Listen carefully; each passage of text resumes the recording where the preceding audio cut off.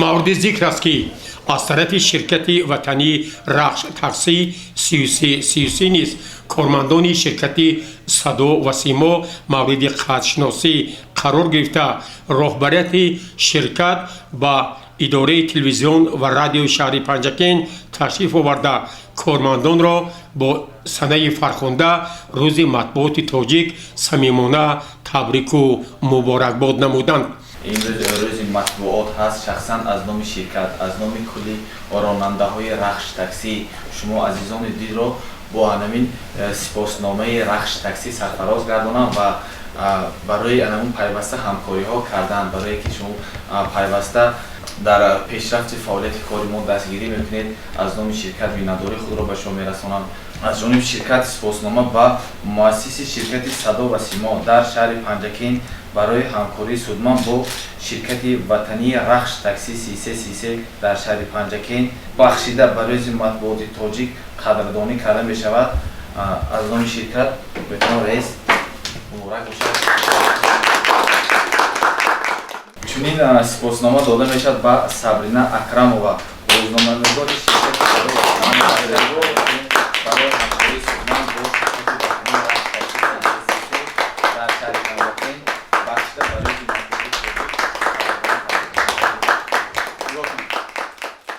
همزمان از طرف شرکت یک تاکسی نیز کارمندان سادو و سیموی شهر پنجکент مورد ارزگذاری و قدرشناسی قرار گرفتند.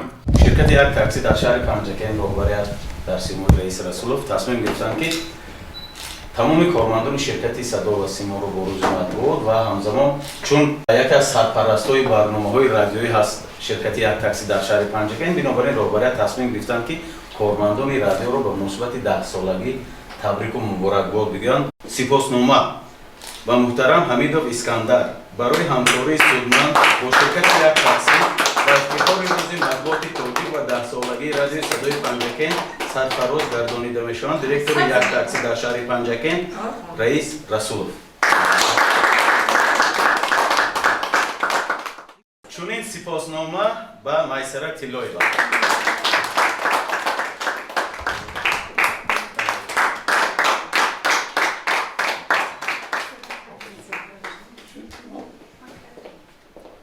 Munisa Tamulero.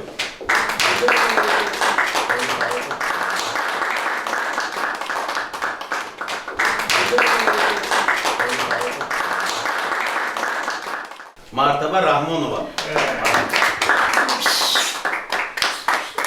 Sabrina Akramova.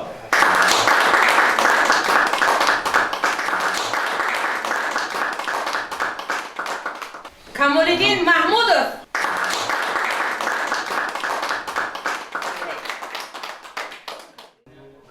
از طرف ویدیو استودیوی انوار پروداکشن شهر پنجکент نیز کارمندان سادو و سیموی شهر پنجکент با مناسبت روز матбуоти тоҷик مورد قدرشناسی نوبتی قرار گرفتند که از این توجه و مناسبت نیکخواهانه اهل شرکت سادو و سیموی شهر پنجکent با این شرکت ها عرض سپاس خویش را بیان کردند. در اداره شرکت سادو و سیموی شهر پنجکent با مناسبت روز матбуоти тоҷик جمع با شکوه برگزار گردید. مؤسس و سرور شرکت سادو و سیمو در شهر پنجکent اسکندر حمیدوف همه کارمندان را با مناسبت روز матбуоти тоҷик صمیمانه تبریک و مبارکباد نمود.